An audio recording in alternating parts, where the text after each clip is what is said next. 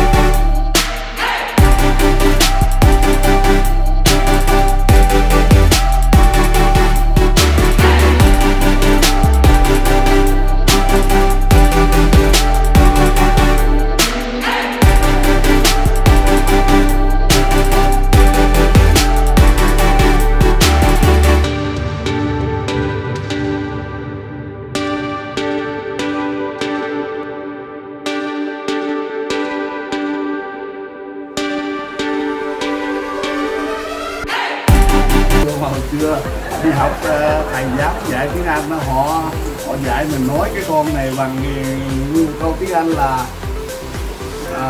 sail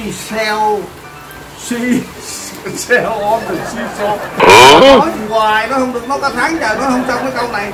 Có nghĩa là cái cô gái bán những cái con điệp ở trên bãi biển mà chữ si với si biển rồi si là ông mà ai có từng học tiếng Anh rồi mới biết.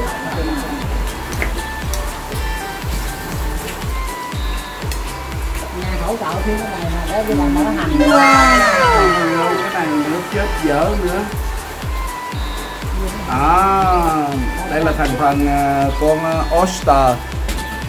Oyster ở Úc này nó cũng khác hơn là ở Việt Nam nữa nghe bà con. Cái này mình nướng cái con cho mấy nhỏ nó ăn, chứ mình thì ăn sống mà chứ không có thích nướng. Để đậy đây thì cho nó từ từ nó chín thôi.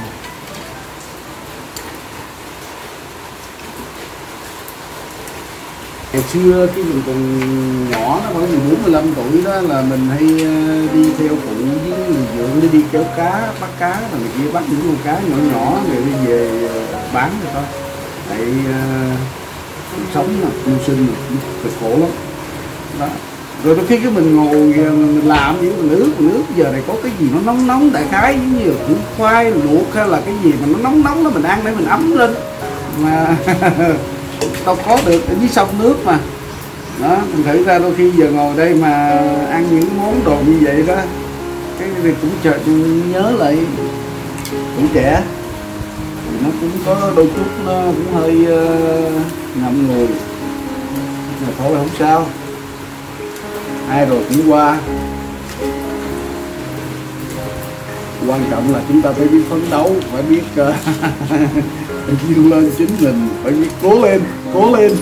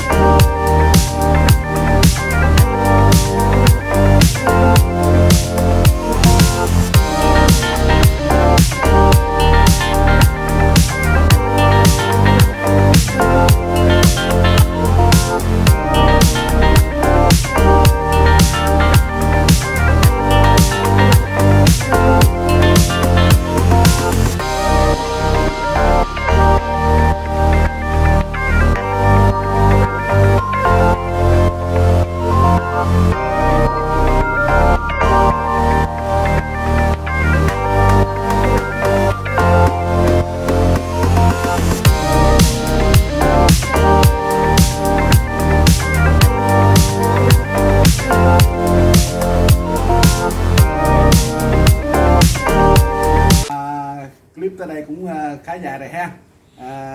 Hiển chào trời xin phép các bạn là tạm dừng clip tại đây. Là nếu các bạn thấy thích cái video này á, giờ các bạn muốn Hiển làm món gì nữa thì các bạn comment ở bên dưới, và nhớ cho mình một like và nhớ bấm đăng ký kênh nha. Chào và hẹn gặp lại, bye.